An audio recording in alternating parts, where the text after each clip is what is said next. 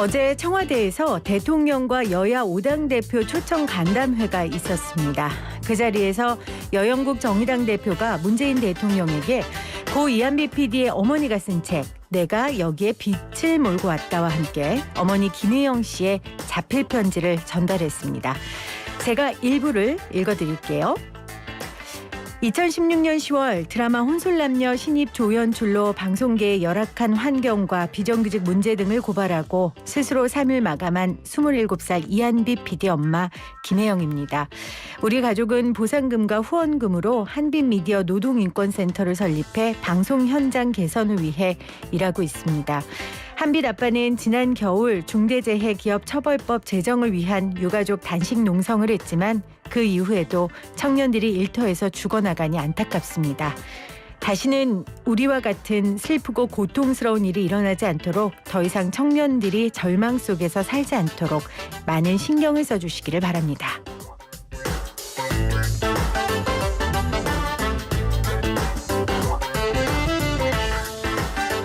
아들을 잃은 어미가 세상의 모든 아들, 딸들을 위해 부탁하는 이 절규, 이제는 응답해야 하지 않을까요? 잠시 후 김혜민의 이슈앤피플 2부에서 어머니 김혜영 씨를 직접 만나겠습니다. 뜨거운 이슈, 따뜻한 사람, 5월 27일 김혜민의 이슈앤피플 시작합니다.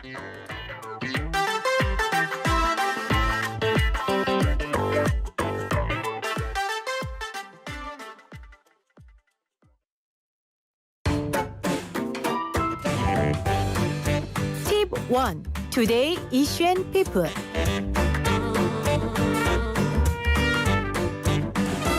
Tip 1. Today Issue and People이 픽한 오늘의 이슈와 피플입니다. 먼저 이슈입니다.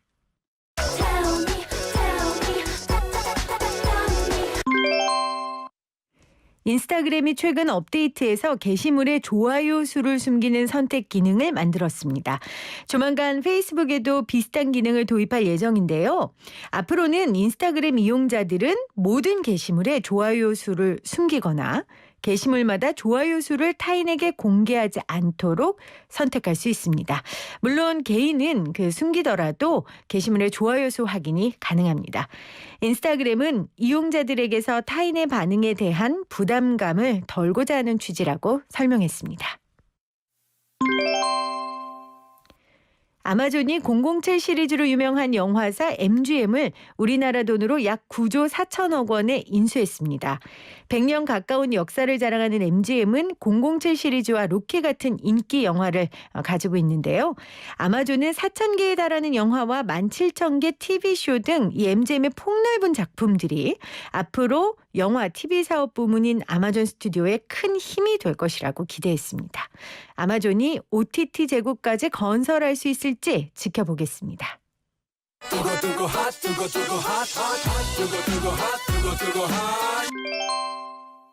다음은 오늘의 피플입니다. 첫 번째 피플은 안철수 국민의당 대표입니다. 안철수 대표는 오늘 오전 기자 간담회를 열고 국민의 70%가 백신을 맞는다고 집단 면역이 생기는 것이 아니라며 정부의 주장을 반박했습니다. 안 대표는 아스트라제네카 백신 효능이 대략 80%이기 때문에 70%의 국민이 백신을 맞으면 56% 정도만 항체를 갖는 것이라고 주장했는데요. 그러니까 백신의 효능이 80%인 아스트라제네카를 국민 90%는 맞아야 72% 정도가 항체를 갖게 돼 집단 면역이 된다는 거죠. 그런데 이걸 정부가 모르고 있다고 안 대표가 지적했습니다. 두 번째 피플은 딕 파운드 IOC 위원입니다. 일본 국민들은 도쿄올림픽 개최를 압도적으로 반대하고 있는데요. 국제올림픽위원회 최고참위원인 딕 파운드는 스가 요시히데 일본 총리가 도쿄올림픽 취소를 요청하더라도 개인적인 의견에 불과하다며 올림픽은 개최된다고 인터뷰를 했습니다. 올림픽이 열리더라도 추가적인 위험이 없다는 과학적인 증거가 있는데 왜 이것을 무시하냐며 일본 여론에 유감을 표했습니다. 마지막 피플은 브래드 피트와 엔젤리나 졸리입니다. 2016년 이혼 당시에 졸리는 피트가 장남 매덕스를 학대했다며 이혼 소송을 제기했는데요. 그 후 피트는 5년간 6명의 자녀 공동 양육권을 얻기 위해 졸리와 정말 긴 법정 공방을 벌여왔습니다. 그리고 현지 시간으로 어제 피트와 졸리가 고용한 사설 판사가 최근 피트에게 공동 양육권을 부여하는 잠정 결정을 내렸습니다. 사설 판사가 피트의 손을 들어주자 졸리는 즉각 반발하며 항소하기로 했습니다.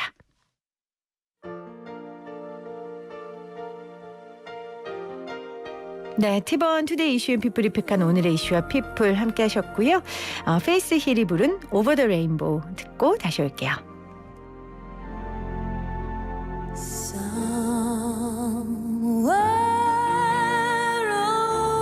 over the rainbow, way up high,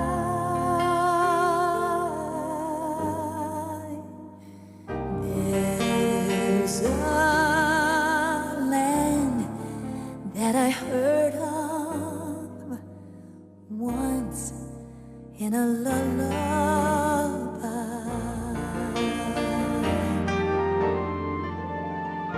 Somewhere over the rainbow, skies are blue,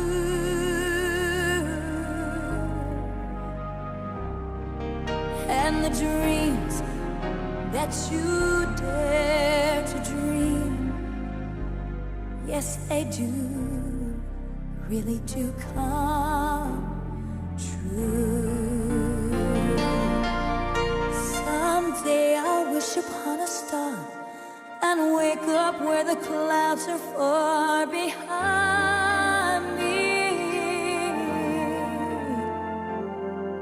where troubles melt like lemon drops away above the chimney top. That's where you'll find me.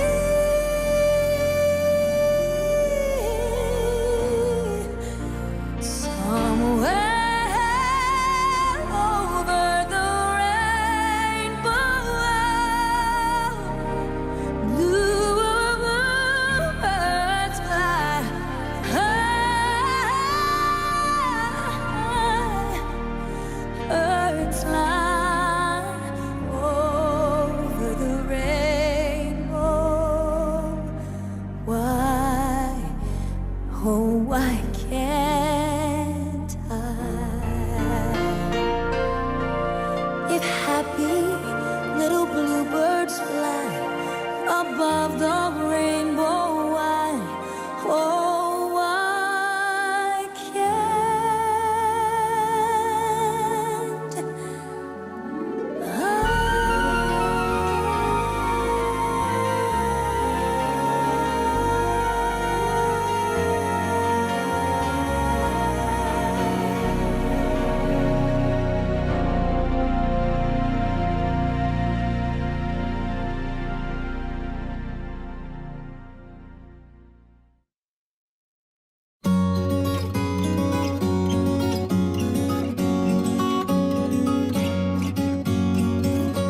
김혜민의 이슈 앤 피플 하루 이슈를 키워드로 정리해드리는 코너죠. 톡톡 뉴스와 상식. 오늘도 상식 전해주는 동네형 상식이 형 함께합니다. 어서 오세요. 안녕하세요. 톡톡 튀는 이슈를 쏙쏙 전해드릴 상식 전해드리는 동네형 상식형입니다. 오늘도 잘 들어줄 거죠?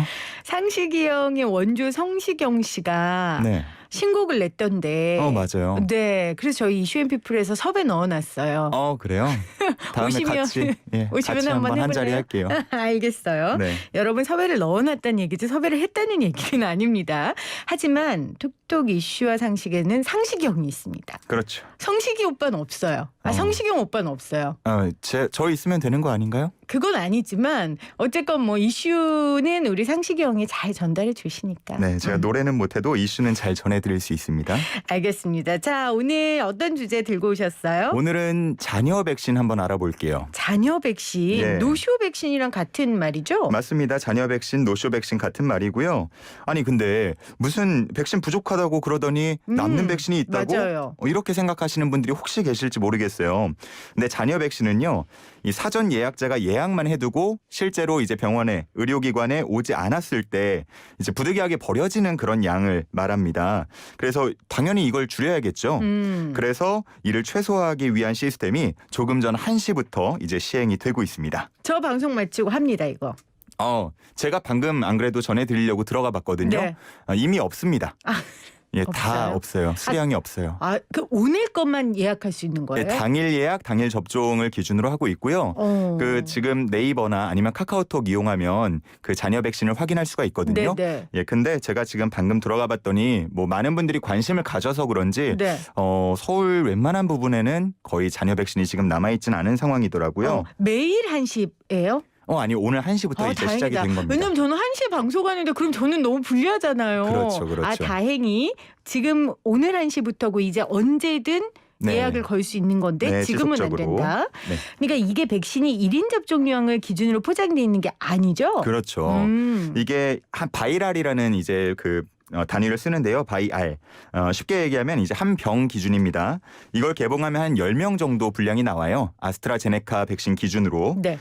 그러다 보니까 예를 들어 한 43명이 나 백신 맞을래요라고 신청을 했을 경우에 방법은 두 가지입니다. 버려지는 양을 최소화하기 위해서는 첫 번째로는 4병을 열어서 40명을 접종을 하고 3명은 죄송한데 내일 오세요. 아하. 이렇게 하는 방법이 있고요.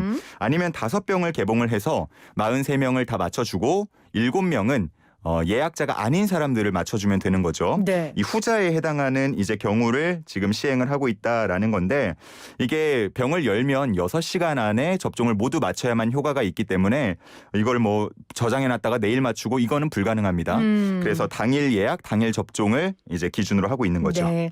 기존에는 직접 병원마다 일일이 전화해서 남는 백신 있냐고 물어봤는데 맞아요. 지금은 아까 말씀하신 것처럼 카카오톡이나 네이버를 통해서 할 수 있고요. 네. 이게 스마트폰 이용이 어려운 분들은 좀 어려울 것 같은데 대리 신청도 가능해요? 이게 아무래도 백신 접종 사전 예약 같은 경우는 대리인 신청이 있었잖아요. 그래서 그거랑 이제 연관해서 우리 부모님 맞춰드려야겠다라고 생각하실 수도 있는데 이번에 자녀 백신 접종 같은 경우는 대리인 신청은 불가합니다. 네, 불가하니까 꼭 본인이 하셔야 되고요. 대신에 이제 예약 서비스가 있어요.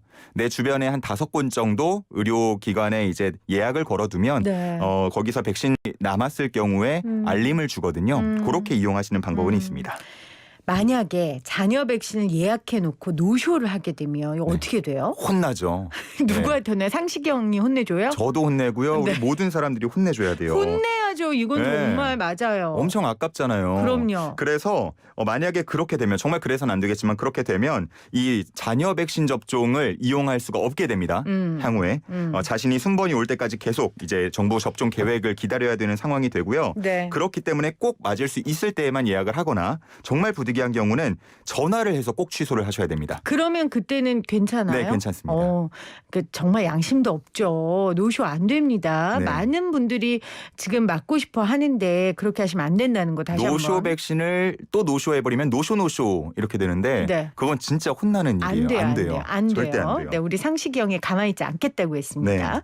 1차 접종하고 2차도 접종하잖아요. 그렇죠. 그러면 제가 찾아봐야 돼요. 아니요. 1차 접종을 하게 되면 자동으로 11주 후에 같은 기관에서 2차 접종을 받도록 예약이 자동으로 되고요. 알림도 또한 보내줍니다. 네. 만약에 일자를 변경하거나 기관을 변경하고 싶으면 그것도 가능하니까 기존보다는 훨씬 편하게 이용할 수 있게 됐습니다. 알겠습니다. 우리 모두를 위한 길입니다. 백신 우려하시는 것도 잘 알고 있지만 정부에서 국민들의 안전과 또 건강을 위해 시스템도 마련하고 지금 준비하고 있으니까 믿고 여러분들 이 백신 접종 꼭 하시기를 바랍니다. 저희 아빠도 오늘 맞으셨거든요. 예. 그래서 전화해서 어떠냐니까 암시롱도 아니요. 네, 그러셨어요. 네. 저도 빨리 예약하도록 하겠습니다. 자, 오늘 참고로 그 업데이트를 꼭 하셔야만 그 관련 탭이 뜨니까 나는 왜 안 돼? 이렇게 하지 마시고 앱 업데이트는 한 번씩 꼭 해주시길 바랄게요. 알겠습니다. 자, 오늘 퀴즈 어떤 게 있어요? 네, 오늘 주제였습니다. 백신 접종 예약을 해두고 실제로는 오지 않는 등의 이유로 남게 되는 백신을 일컫는 말입니다. 오늘부터 이것을 최소화하기 위한 시스템이 가동됐는데요. 이것은 무엇일까요? 객관식입니다. 1번 자녀 백신, 네. 2번 자녀 선물 혹시 있으면 저 좀 주세요. 아니 보기가 자녀 선물이에요. 자녀 선물이 있으면 저 좀 주세요예요. 끝까지입니다. 자녀 선물 끝까지예요? 있으면 저 좀 주세요. 이걸로 하실 것 같은데 청취자분들. 그리고요. 3번 자녀 키워봐야 다 소용없다. 우리 여보가 짱이야. 사랑해. 여보 없잖아요. 전 없죠. 여보 없으니까 이런 소리 하는 거예요. 자녀가 짱이에요. 보기 다시 드릴게요. 네. 1번 자녀 백신, 2번 자녀 선물 있으면 저 좀 주세요. 3번 자녀 키워봐야 다 소용없더라. 네. 우리 여보가 짱이야. 사랑해. 그러니까 문제를 들을 필요가 없는 퀴즈를 가지고 오셨어요. 그냥 보기만 들으시고 여러분 맞추시면 됩니다. 네. 지금 7734님이 자녀 백신 관련 출처가 불분명한 웹사이트가 많습니다. 피싱의 위험이 있으니 조심하세요라고 하셨거든요. 맞습니다. 정부에서 지금 이야기한 건 네이버하고 카카오톡. 예. 네, 그걸로 예약하시면 됩니다. 4256님, 상식형 비 오는 날 어김없이 상식을 전파합니다 하면서 정답 보내주셨어요. 고맙습니다, 상식형. 네, 감사합니다. 다음에 또 만나요. 시안 씨, 외모도 내면도 훌륭한데 똑똑하기까지. 에이, 제가 뭘요? 아니에요. 시안 씨 타고 있는 더 뉴 K3 말이야. 스포티한 디자인, 고급스러운 인테리어, 첨단 주행 편의 사양까지 매력적으로 돌아온 더 뉴 K3. Kia, movement that inspires. 은빈이의 제로 레시피는 지글지글 통삼겹구이에 깔끔하게 칠성사이다 제로. 송강의 제로 레시피는 신선한 샐러드에 가벼운 칠성사이다 제로. 어떤 음식에도 깔끔하게, 맛은 배로, 칼로리는 제로. 세상 맛있는 칠성사이다 제로. 파바통신. 딸기하면 논산, 케이크하면 파바. 이름하여 논산 생딸기 케이크. 딸기가 좋으니까 케이크 맛도 좋고 우리 농가도 좋고 요놈 완전 효자 딸기네. 우리 농가와 파바의 행복상생 프로젝트는 계속됩니다. 파리바게뜨. 넓고 세련된 공간, 편안한 시트, 모든 시간이 프리미엄한 경험이 되는 이곳은 호텔 라운지? 아니, 스타리아 라운지. 현대자동차의 새로운 MPV 스타리아 라운지. 현대자동차. 최적의 입지에 공장을 세우는 곳, 산업단지가 경제의 원동력이 되는 곳. 우리는 당신의 꿈을 실현합니다. 산업단지.com. 개발, 분양, 마케팅까지 산업단지의 성공을 이끌다. 산업단지.com.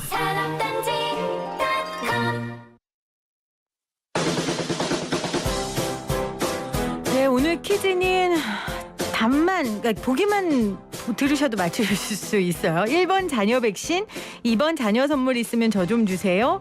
3번 자녀 키워봐야 다 소용없다. 우리 여보가 최고입니다. 참고로 이 퀴즈를 낸 분은 여보도 없고 자녀도 없는 분이 됐다는 거 다시 한번 말씀드리고요. 벌써부터 많은 분들이 검색했는데 절대 지금 할 수가 없다고, 폭발했다고 지금 다 난리가 났네요. 네, 빨리 백신 접종이 이루어져서 일상이 찾아와 줬으면 정말 좋겠습니다. 자, 여러분들께 드릴 선물 소개할게요. 튤립에서 바르면 바를수록 건강해지는 천연 유기농 립스틱, 종이로 일상의 물건을 만드는 페이퍼팝에서 종이책장 드리고요. 자동차로 가방을 만드는 모어덴에서 20만 원 상품권을, 100% 국내산 농산물로 만든 대복김치, 20년 전통 대한민국 대표 만두 한만두에서 온 가족이 즐길 수 있는 만두 선물 세트 드립니다. 저는 여러분의 문자 읽으면서 먼저 2부에 가 있겠습니다.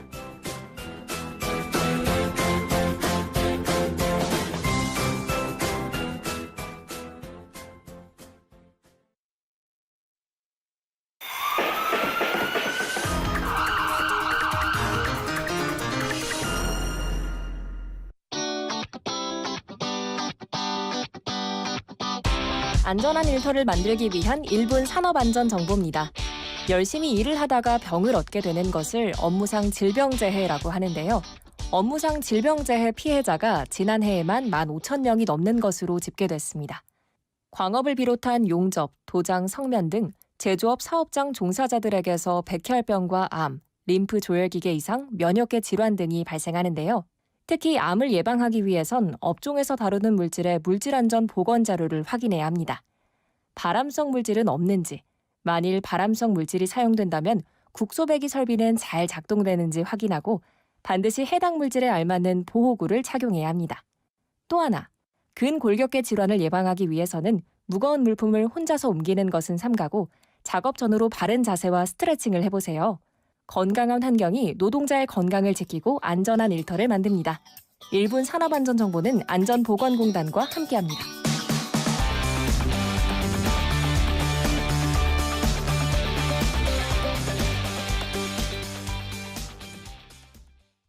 교통안전 1분 턱.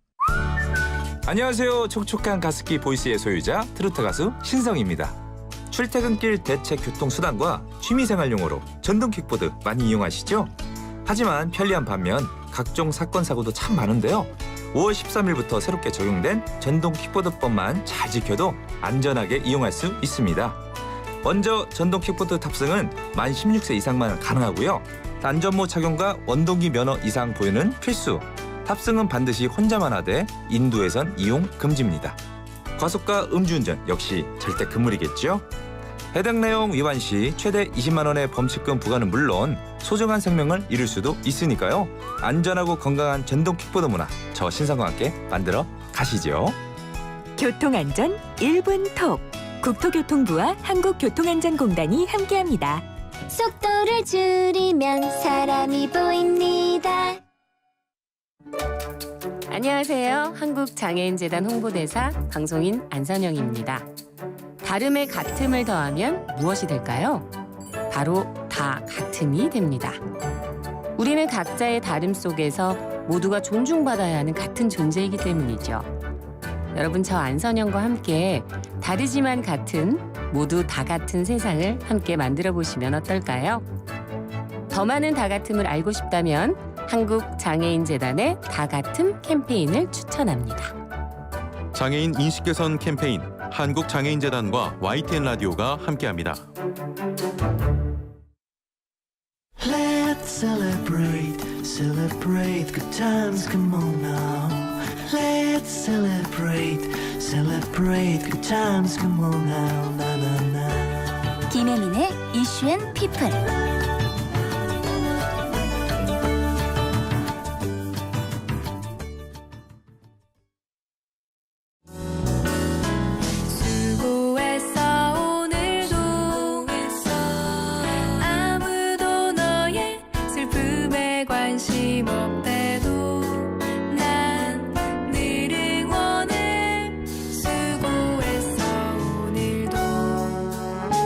수고했어 오늘도. 청년들을 위한 편파 방송 대놓고 청년들 편들어주기 코너, 서울시 자살예방센터와 YTN 라디오가 함께하는 희망 처방전 시간입니다. 우리의 주치 김현수 서울시 자살예방센터장 나오셨어요. 어서 오세요, 선생님. 네, 안녕하세요. 오늘 우리가 특별한 분을 모셨죠. 네, 선생님께서 좀 직접 소개해 주세요. 네, 우리나라 방송계의 부조리한 현실을 알리려고 노력했는데요. 안타깝게 죽음으로 알리게 된 고 이한비 군의 어머님이시고요. 또 그 아픔을 이겨내시면서 우리나라 청년들의 어머니가 되어주시고자 내가 여기에 빛을 몰고 왔다라는 책을 써주셨고요. 또 오랜 세월 동안 우리 이 땅의 참교육의 교사이시기도 하셨던 김혜영 선생님을 오늘 저희가 모셨습니다. 네, 어머니 어서 오세요. 네, 안녕하세요. 반갑습니다, 어머니. 상암동에 오라고 말씀은 드렸지만 사실 좀 걱정됐어요. 우리 한빛 씨가 일하던 회사가 옆에 있고 이 상암동이 어머니한테는 또 아픈 장소일 수도 있는데 오시는 길은 편안하셨어요?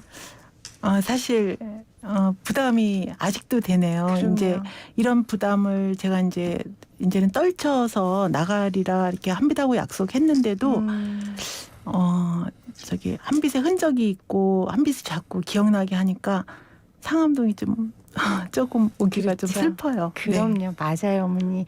그럼에도 불구하고 오늘 이 자리에 오신 이유가 있습니다. 정말 한빛 씨의 이야기를 우리 어머니를 통해 그리고 어머니 개인으로서 겪은 일을 통해 여러분들께 하고 싶은 이야기가 있어서 이 자리에 오셨어요. 여러분 함께 이 방송을 좀 귀 기울여 주셨으면 하는 부탁을 드립니다. 언론을 통해 사실 우리 한빛 PD가 많이 알려졌지만 우리 어머니께서 엄마로 우리 아들 이한빛을 직접 소개해 주시면 좋을 것 같아요. 저 한빛은 그 사회적 약자나 그 소외된 사람에 대한 관심, 측은지심 같은 게 기본적으로 좀 많이 있는 애라고 생각이 돼요. 그들을 위해서 항상 무엇을 할 수 있나 그런 고민을 하면서 대학 내내 또 살았더라고요. 저는 이제 한빛이 떠난 후에 페북과 뭐 일기, 친구들의 이야기에서 이제 알게 됐는데 내일이 28일 그 9.26 참사일이잖아요. 근데 한빛 씨가 2016년도에도 5월 28일 날 9.26 참사 그 현장에 가서 그 김군에게 어떤 포스트잇을 남기고 왔더라고요. 그래서 같은 청년의 죽음에 마음이 많이 아파했고 최소한 사람에게는 가혹해서는 안 된다. 그런 생각을 기본적으로 갖고 있었던 것 같아요. 그래서 제가 한빛이랑 한번 이제 한빛이 다니던 대학을 이렇게 탐방한 적이 있었거든요. 근데 학교가 너무 넓고 시설이 너무 좋고 막 산도 있고 뭐 너무 넓고 다리가 아픈 거야. 그래서 제가 문득 저도 이제 교사였기 때문에 그 당시 그래서 한빛 씨한테 그랬어요. 한빛아 너네는 사립대학에 국립대학이라서 사립대학에 등록금이 반밖에 안 되는데 너무 혜택이 많은 것 같다. 차라리 이걸 갖다가 다른 대학도 똑같이 이렇게 균등하게 나눠서 다 같이 잘해야 되지 않을까 그랬더니 한빛 씨가 그러더라고요. 엄마 저희는 이렇게 혜택을 많이 받는 만큼 그렇지만 저희도 사회에 환원해야 된다는 그런 부담을 굉장히 갖고 공부를 하고 있다고 그러는 거예요.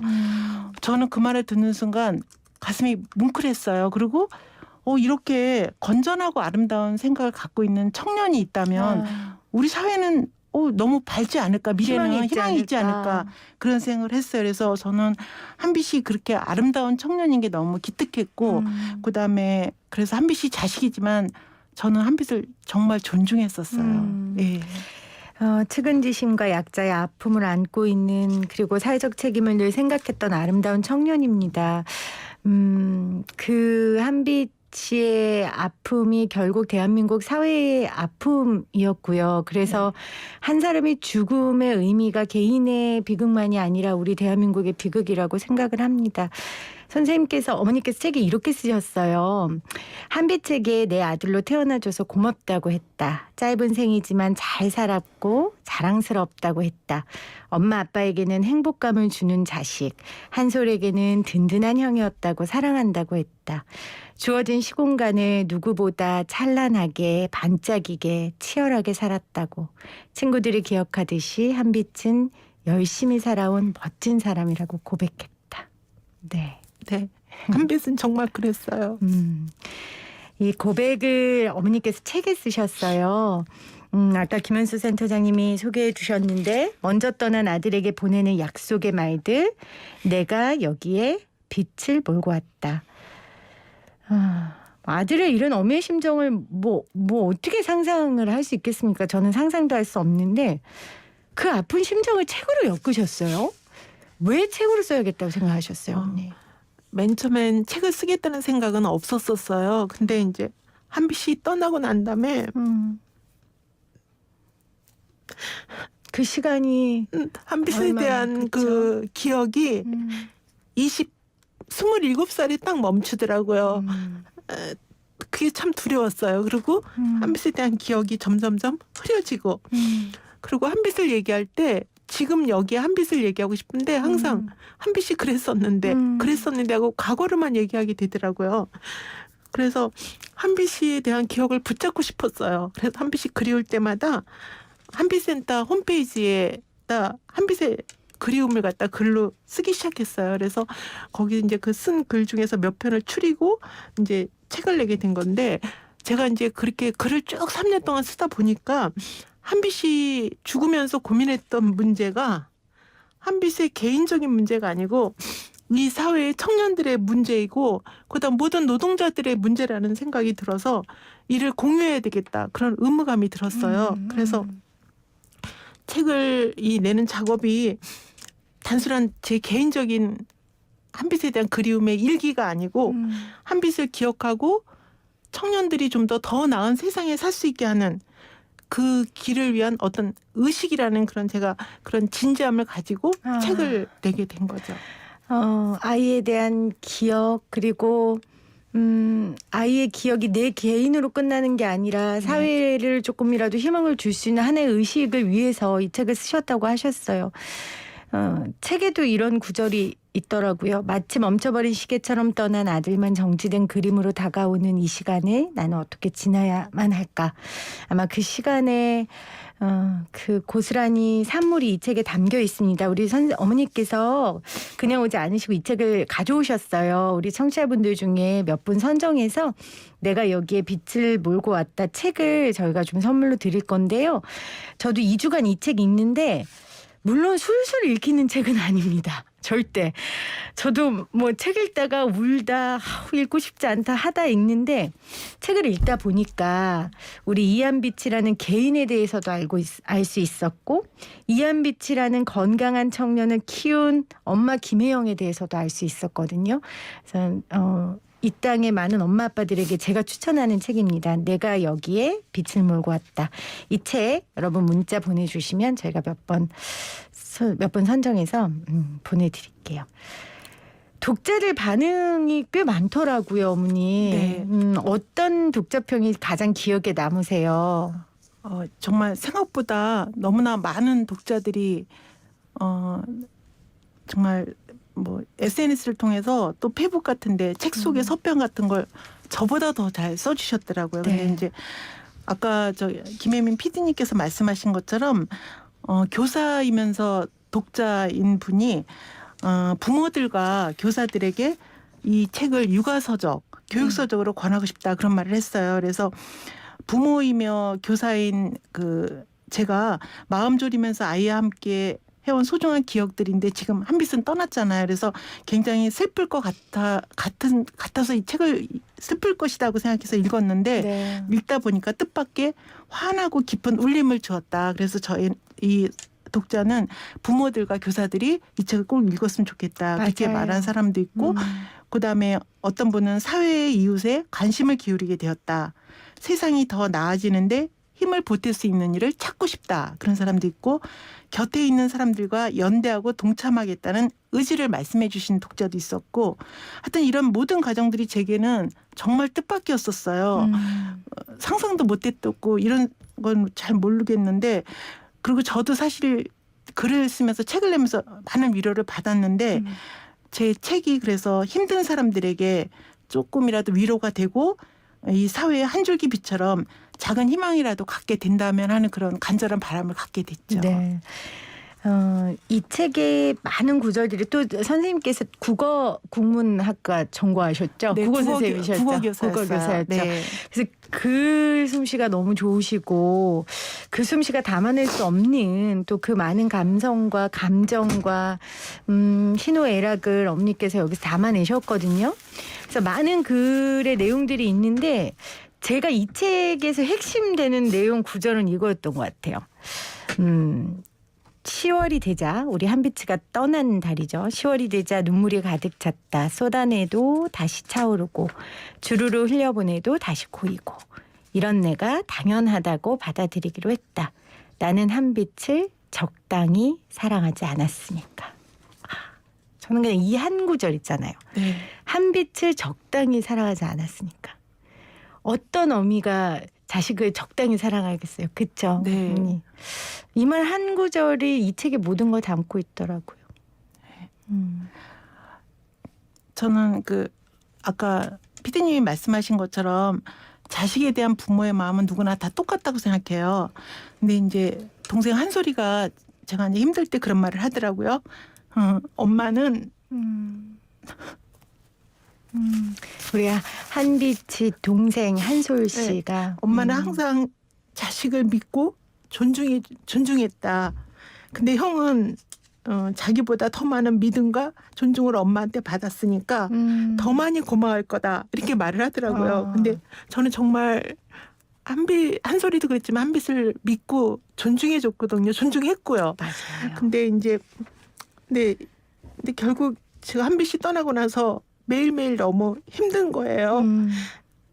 근데 힘든 게 왜 이렇게 힘들까? 그리고 왜 나는 이렇게 일어나지 못할까? 이렇게 생각을 했는데, 그리고 내가 이렇게 힘든 걸 한빛이가 좋아하지 않을 텐데 하늘에서 이런 생각이 들었는데, 어느 날 이렇게 매일 힘든 것이 결국 한빛을 적당히 사랑하지 않았기 때문이라는 걸 제가 알게 됐어요.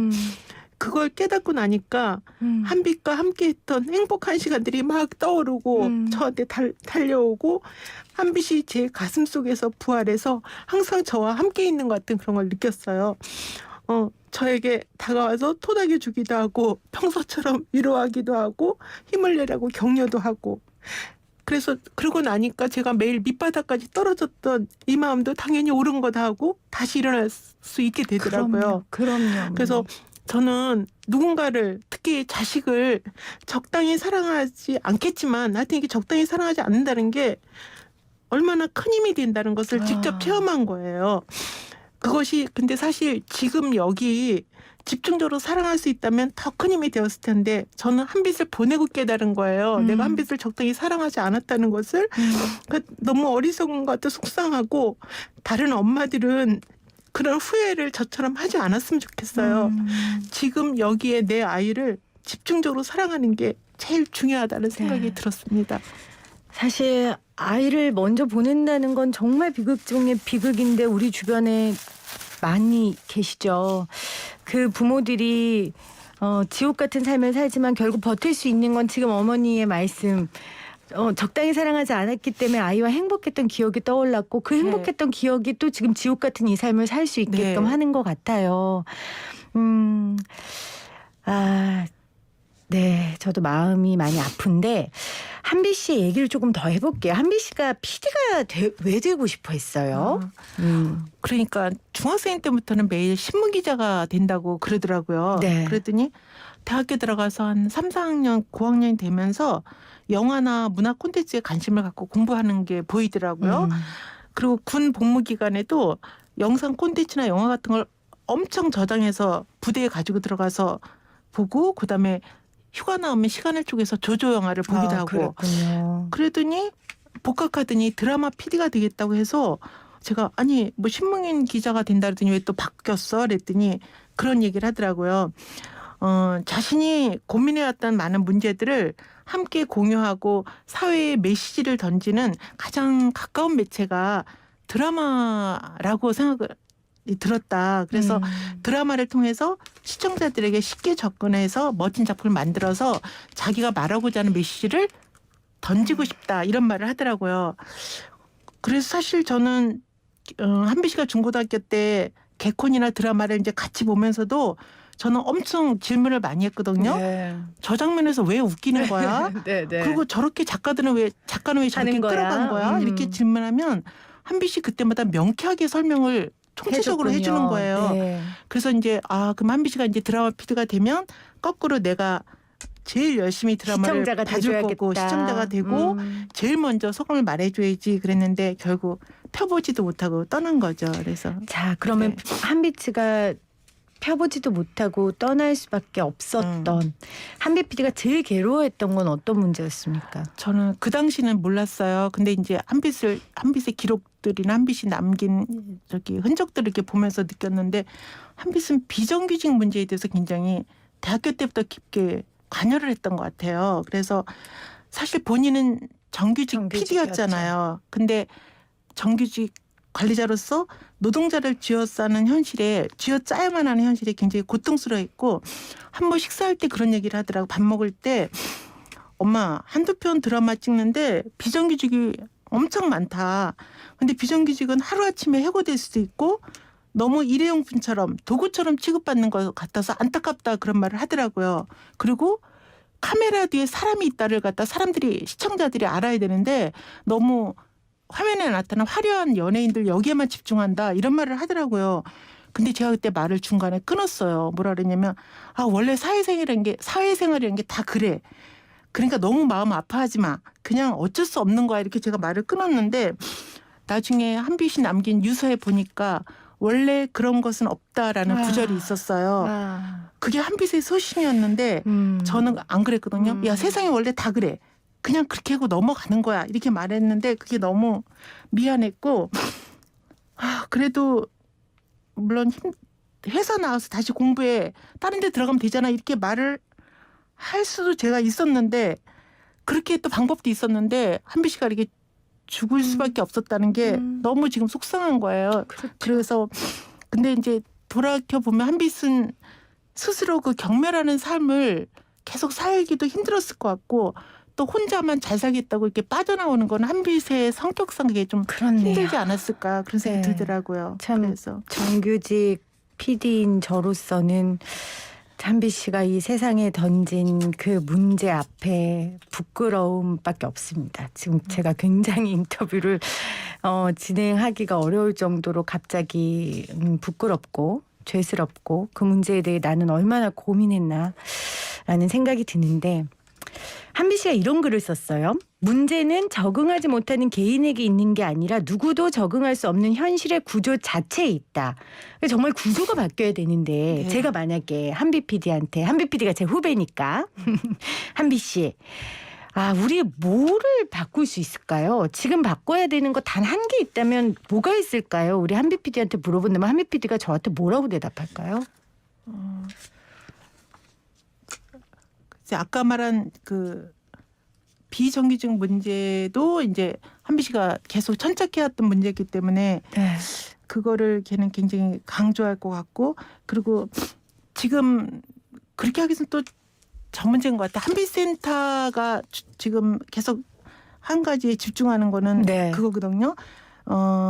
비정규직 방송계에는 비정규직과 프리랜서 일용직 등 모든 방송 노동자가 근로계약서를 체결해서 노동자성을 인정받는 거였었어요. 그게 이제 한빛센터 목표인데 한빛도 그런 고민을 하지 않았을까. 그래서 우리 사실은 다 저도 그렇지만 우리 노동자잖아요. 노동자고 그러면서 사회 구성원인데 노동이 존중받는 사회나 노동자로 당당히 살아가는 사회를 만드는 일은 한빛 씨가 원했던 거고 그래서 그게 저는 중요하다고 봐요. 그래서 이렇게 우리가 생명이 이윤보다 앞서야 된다는 그런 당연한 사고방식 그런 가치관을 갖고 있다면 노동 가치관을 갖고 있다면 방송 환경도 더 안전하고 행복한 일터가 되고 그럼 거기서 더 이상 절망하거나 죽는 일은 없지 않을까 그런 생각이 듭니다.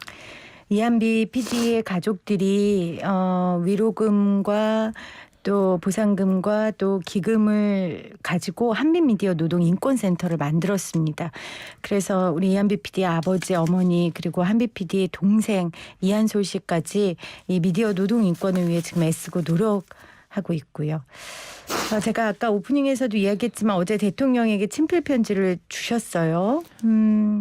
책에도 이렇게 썼어요. 청년 유니온 그 청년단체가 어머님께 굉장히 위로가 많이 됐는데 한빛이 머문 생의 시간을 명예롭게 해준 것 잊지 않겠습니다. 엄마로서 한빛의 죽음이 남긴 숙제들을 하나하나 수행하며 갚아 나가겠습니다. 앞으로 청년 유니온이 마음을 두는 청년 문제들을 제 일처럼 여기며 살겠습니다. 고맙습니다. 한빛 엄마로서 젊은이들의 꿈이 좌절되지 않는 사회를 만들기 위해 노력하면서 당당히 살아가겠습니다. 지금도 괴롭고 힘든 안전의 위협을 받는 청년들이 있어요. 그들에게 어머니께서 한 말씀 하신다면 무슨 말씀 하시겠어요?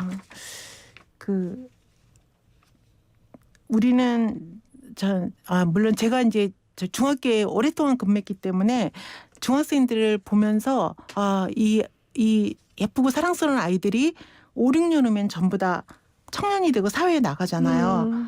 근데 이제 그 아이들이 자기가 추구하던 가치가 사회에서 통하지 않는다는 거 알면 얼마나 좌절하고 힘들겠어요. 이제 그런 생각이 들어갖고 저는 청년들에게 힘든 청년도 있고 괴롭고 아픈 청년들도 많은데 힘들지만 그때마다 그랬으면 좋겠어요. 우리는 혼자 살 수 없다.